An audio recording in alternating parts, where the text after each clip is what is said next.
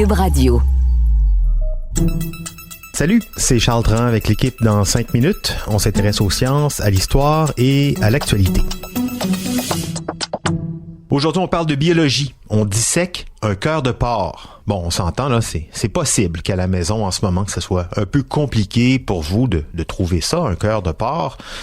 Même en temps normal, là, j'admets. Mais vous savez, depuis quelques semaines, on utilise le son de capsules vidéo déjà existantes d'alloprof.ca pour faire de la révision, pour permettre aux jeunes et moins jeunes de faire un peu de révision. Question de se garder les circuits bien alertes. Et cette capsule, avec Marie-Ève, enseignante en biologie, qui dissèque un cœur de porc pour nous, elle s'écoute bien, même sans images, et ça permet de comprendre un peu comment fonctionne ce muscle. Cette incroyable machine qu'est le cœur. Fermez-vous les yeux et imaginez ce qu'elle décrit. Vous allez voir de très belles images dans vos têtes, promis.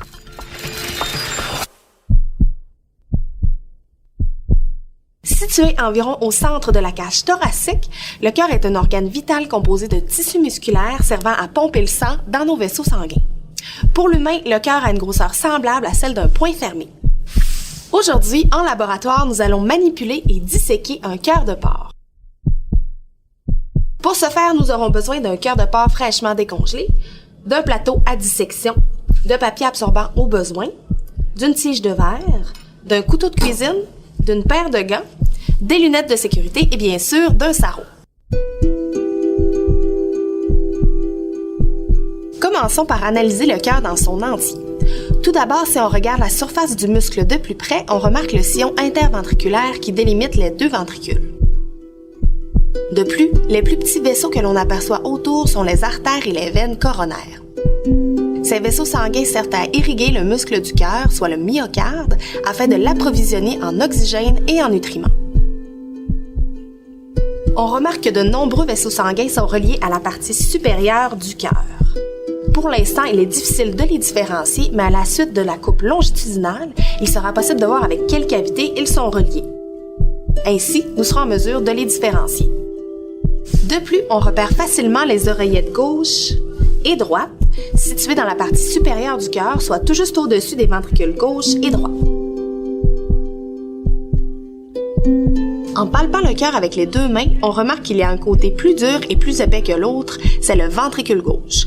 Comparativement au ventricule droit qui lui doit pomper le sang vers les poumons, le ventricule gauche doit fournir un effort plus grand puisqu'il doit acheminer le sang partout dans le corps. C'est ce qui explique le fait qu'il soit plus épais, donc plus musclé. À l'aide du couteau, je vais effectuer une coupe longitudinale du cœur afin que l'on puisse bien visualiser chacune de ses cavités.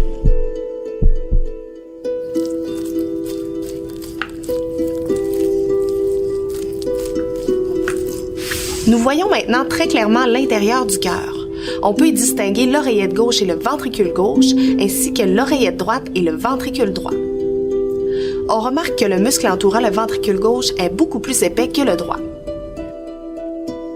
Le rôle de l'oreillette droite est de recueillir le sang provenant de tout le corps par les veines caves supérieures et inférieures. Après son passage dans l'oreillette droite, le sang descendra dans le ventricule par l'action de la valvule auriculo-ventriculaire. Une fois rempli, le ventricule va se contracter afin de propulser le sang vers les poumons par le tronc pulmonaire. Celui-ci va se séparer en artères pulmonaires droite et gauche. À la suite de l'oxygénation par les poumons, le sang retournera vers le cœur par les veines pulmonaires. Ces veines déboucheront dans l'oreillette gauche où le sang sera recueilli. Le sang passera ensuite dans le ventricule gauche lors de l'ouverture de la valvule auriculo-ventriculaire. Lorsqu'il sera rempli, le ventricule gauche va se contracter afin de propulser le sang dans l'aorte qui, elle, le distribuera dans tout le corps. Lors de la dissection, il est intéressant de remarquer la différence entre les veines et les artères. Au toucher, on s'aperçoit que les artères ont une paroi beaucoup plus épaisse et élastique que les veines. Ceci s'explique par le fait que les artères sont soumises à une plus grande pression du sang lorsque celui-ci est propulsé à l'extérieur du cœur.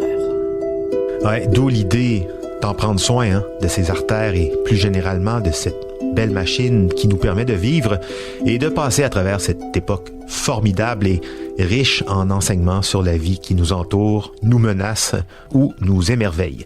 Merci Marie-Ève Côté, enseignante en biologie chez alloprof.ca. C'était en 5 minutes en confinement.